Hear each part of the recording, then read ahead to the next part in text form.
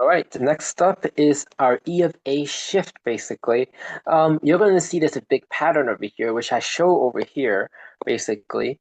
But for now, we're not going to do that. Instead, we're going to show off individually first, basically.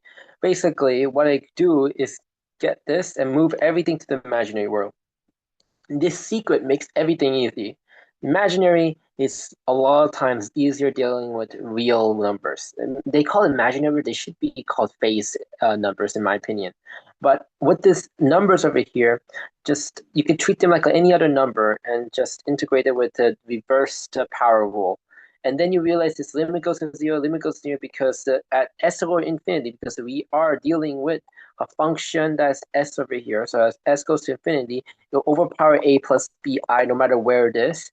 So it'll be zero because it's a negative on the s. So we get rid of those two, and we're left with these things, which gives this, and then just simplifying it like this, just cross multiply, you get this format over here, which is quite beautiful. It's lovely, isn't it? And you do the same thing with the cosine, just for a show, because those are used a lot for second order power things. But then you use unilateral Laplace transformation on a general version of that, and you'll see this is true. And that makes sense. Look over here. S minus A. S minus A. The original version, if you just put, I believe, a cosine, if you put a cosine, if you remember correctly, it was something like, if you transfer to S domain, was S minus S squared plus B squared or something. This B was an A there because I chose that constant for the version I showed you. So let's go over there and see if that's true. I believe it is true because I remember it to be true.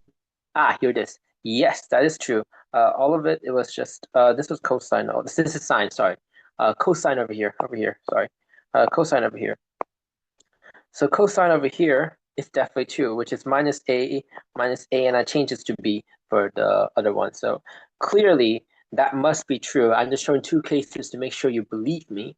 And I think that makes you believe me, right? Yeah. So with that said, you can finally solve a Laplace ODE basically, and a bunch of other ones that we'll do later and I'll clean up. Anyways, we're done here.